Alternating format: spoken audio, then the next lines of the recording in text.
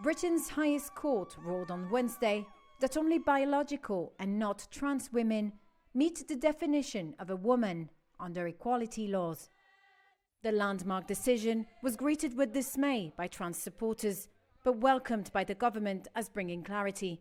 It's the latest example of the wider debate around transgender rights ending up before the courts. Here is Deputy President of the Supreme Court, Patrick Hodge.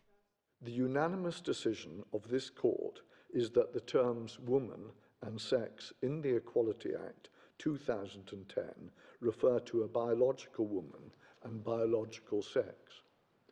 But we counsel against reading this judgment as a triumph of one or more groups in our society at the expense of another. It is not.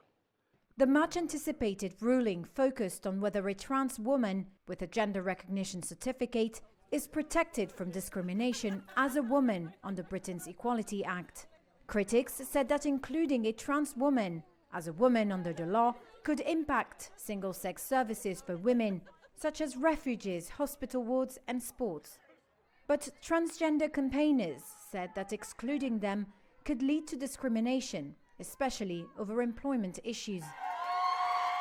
Wednesday's British judgment followed legal action by a campaign group for Women Scotland against guidance issued by the Scottish Government that accompanied a 2018 law designed to increase the proportion of women on public sector boards.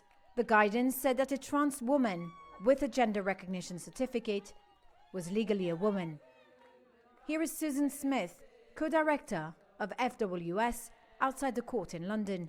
And today, the judges have said what we always believed to be the case, that women are protected by their biological sex, that sex is real, and that women can now feel safe that services and spaces designated for women are for women, and we are enormously grateful to the Supreme Court for this ruling. The Supreme Court said trans people, whether trans women or men, would not be disadvantaged by its decision, as the Equality Act afforded them protection against discrimination or harassment.